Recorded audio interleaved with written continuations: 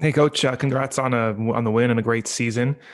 Today, Matt Morgan did something on a basketball court that I've never seen him do before, which is smile. Um, I'm wondering if that joy is something you notice and something you care about during a basketball game. Man, just win. If he needs to smile to win, that's great. If he needs to growl to win, that's great. As long as we win, I'm good. Well, in terms of, so winning is most important. Does joy factor into either the equation or your satisfaction? Well, winning is a byproduct of those things, right? Like some competitors can't compete while they are smiling on the court. They need to be locked in and almost mad. And some need to smile and feel the joy. So whatever get guys to the place where they can perform at a high level in order to advance their careers and add value to their game, that's all that matters, really. Like Thanks. I wish I could smile and do all that stuff while I was coaching. Yeah. Thanks, Coach. Congrats. Thanks, Andrew. We'll go to Steven next.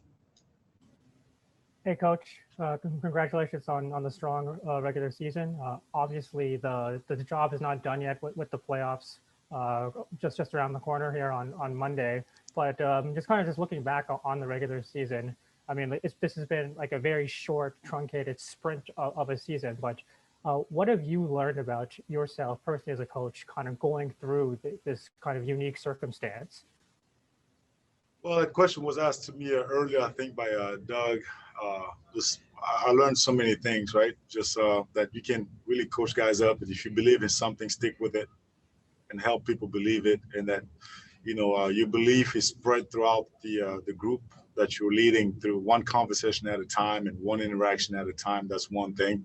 I learned a lot about the game, but also I have a lot of empathy now for the head coaches I've worked for and for leaders, because it's certainly not an easy task. And oftentimes it's so easy for assistants to say how they would rather see things done on how, what they would do, until you're thrown into that chair and then you realize it's a whole different world. It's fun, but it's different. And I already had respect for head coaches, but then now my respect for them is off the roof. And then the other things I won't tell you, because they made fun of me. They said every now and then I need to learn how to smile while I'm coaching. Thanks a lot, Coach. Thank you, Stephen. We'll go to Amy next. Thanks. Congratulations, Coach. Thanks, just really quickly, your own philosophy. At what point, if you haven't already, do you now switch into that second season playoff mode? When do you start getting there mentally? Well, Amy, to be honest with you, I've been on that. That's why you see me stumping my feet and doing all this stuff while we're up 20, because I'm thinking about, are we building habits to win this 3-game season that's upon us? I kind of feel like it's my job to get ahead of the group here, to kind of foresee what's coming, and how do we prepare them psychologically for what's ahead, because nothing else matters now. They worked hard. They've earned the privilege to play this second part of the season. Now we got to get it done. You're most likely, even though we don't know what time or who, going to play someone that you've seen already.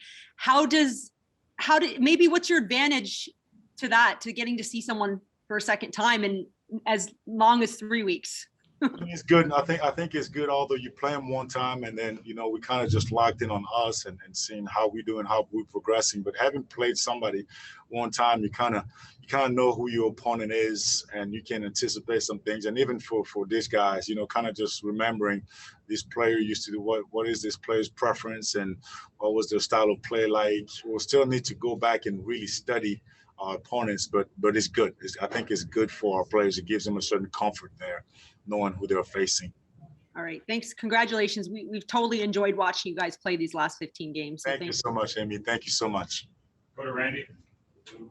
Hey, Coach. Congratulations on a great season. 2 quick ones. The first one is, does it feel good to see your players constantly answer the bell? Like, does that feel good as a coach? Because it felt like, especially down the last stretch of the season, time and time again, they've done what you've asked. Absolutely, man. That's how I told him in the locker room. I'm so proud of them. Just proud of the fact that they competed and that every game they were willing to show their will to win even in games that it would have been easy to just give in, or plays would have been easy to give in, but and that's a separator, right? That's a separator. Everybody here is vying to get to a better place, but then how do you separate yourself? And it's playing hard and showing, that you want it more than the guy next to you. And hopefully we're on that team. And lastly, just how do you interpret being able to get Jalen Harris kind of back into the fold? And obviously not difficult when you got a player like that, right? Yeah, it's good for us. He's part of our group. Man, and we're excited to have him back. Thanks, Coach. Congrats. Thanks, Randy. Go to Savannah next. Hi, Coach. Congrats on the win. Thanks, Savannah. You guys just shut down the #1 defensive team in the league. You guys gave them a taste of your own medicine there, while also being the #1 offensive team. What does that say about the character of the 905 this season? Oh, no, you tell me. I'm glad, Savannah, we came up with the win. I think our players are really hardworking people. They allowed us to coach them. They allowed us to coach them hard. And I'm just glad we're able to come up with the win. And now, in light of Monday being the playoffs, but then also International Women's Day, you give tons of credit to your assistant coaches on the regular, but how much of an impact has Brittany Donaldson been this season? Oh, man, she's the best. She's the best. She's so prepared, always willing to help, has great ideas. She's actually helped us win quite a few games just by she's in charge of the what we call special situations with us here, just end the game stuff. And she's been able to really just help us in that area. And she's been phenomenal. And I love the fact that our guys do respond to her leadership and her style. And she's really asserted herself in our group as somebody that's important and relevant. Absolutely. She deserves all the flowers. Congrats, Coach. 100%, and more. Two more. We'll go to Javon next. Coach, congrats on another one. Thank you. So, I want to know how you feel. This is your first time in this seat, in this chair, and obviously you finished at the top of the league. What did you learn about yourself? And again, what do you feel going into this playoff? I think I'm really, Javon, I'm just happy that we were able to, these guys worked so hard. Honestly, and I'm not just saying that. It wasn't easy, and it's not easy. They worked so hard, and just seeing the fruit of the labor being, on display like this, I'm happy to see that. But then my mind is already thinking about, okay, who we got next, how we playing tonight. I'm gonna have to immerse myself and watch some film. Our coaches will too, and then thinking about tomorrow, how do we break up the day to give them time to rest, but also kind of slowly preparing them and ushering them into this second part of the season. That's really what's on my mind. And it's, what changes? You're going, this season is behind you now. Mm-hmm. And obviously you guys deserve all the flowers there. Congrats. But you're in a 1-game season. Does that change anything in your preparations? Does that change anything for where the team's concerned? Well, just for me, and I've come here time and time again, even after wins. So to me, this is when your habits really get exposed, right? Good and bad, and the margin of error is pretty thin. And you don't get to say, well, we'll get the next one. Mm-hmm. We'll get this one. You're going home.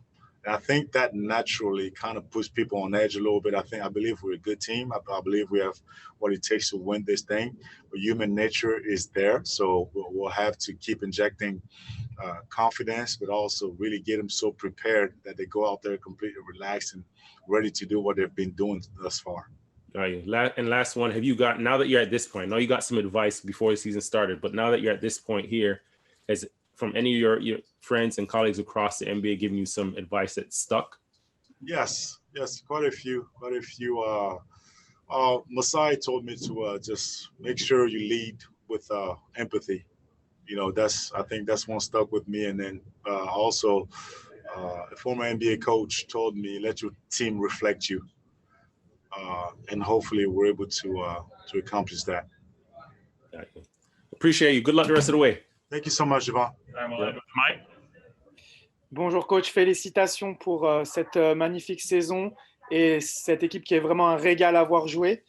Je voulais vous demander, sans aller dans les détails, quel bilan vous faites de cette saison régulière? Qu'est-ce qui vous a plu chez votre équipe et qu'est-ce que vous voudriez encore améliorer? Notre désir de gagner, Mike. Je pense que nos jeunes ils ont montré qu'ils ont un réel désir de gagner et qu'ils sont prêts à faire tout ce qu'il faut pour pouvoir gagner. Et je pense que l'équipe s'est améliorée au fur et à mesure des matchs. On connaît nos habitudes, les bonnes et les mauvaises. Et en allant maintenant dans les playoffs ici, ce sera très important de rester très concentré sur ce qu'on a à faire et d'essayer de minimiser au maximum nos habitudes qui ne sont pas si terribles. Vous avez la meilleure attaque de la ligue. On sait que pendant les playoffs, ce qui est important, c'est la défense, comme on dit en anglais, defense wins championship. Est-ce que c'est un souci ou une inquiétude pour vous, le côté défensif? Est-ce que c'est quelque chose sur lequel vous allez vraiment insister? Parce qu'on sait qu'en attaque, on a l'impression qu'on n'a pas vraiment de soucis à se faire avec cette équipe. Je pense qu'on a toujours insisté sur la défense. Je pense qu'avec les joueurs qu'on a, on doit peut-être faire un peu plus de choix tactiques parce qu'il y en a pour qui ça ne vient pas naturellement. Et je pense que c'est le même discours qu'on va commencer. On aura juste à être peut-être un peu plus tactique, mais aussi que ce sont les playoffs. Enfin, chaque possession est importante et on ne peut pas avoir des possessions là où on oublie de faire certaines choses ou on ne les fait pas au maximum. Je pense que c'est là que la transformation doit vraiment s'effectuer. Et une dernière question, désolé, elle a été beaucoup posée en anglais, mais c'est pour avoir la réponse en français. Vous avez beaucoup insisté sur l'apprentissage. Et qu'est-ce que vous avez appris, vous, de cette expérience jusqu'à présent? C'est un travail qui n'est pas facile. J'ai beaucoup de compassion maintenant pour les leaders. Notamment, j'ai travaillé pour beaucoup de head coach. Je pense qu'en tant qu'assistant, c'est assez facile pour nous de se retrouver dans une position et de dire ouais, moi, j'aurais fait ça. Pourquoi est-ce qu'on ne fait pas ceci? Mais une fois qu'on se retrouve dans cette position, on se rend compte qu'il y a 10 000 et une choses et que ce n'est pas aussi facile que ça. Et puis, aussi, le fait que lorsqu'on croit en quelque chose, il faut y aller. Ce n'est pas tout le monde qui comprendra directement, mais c'est une conversation à la fois. C'est un dîner à la fois, que les esprits changent, que les mentalités comprennent ce que tu essayes d'apporter et que ça prend du temps. Ça prend du temps.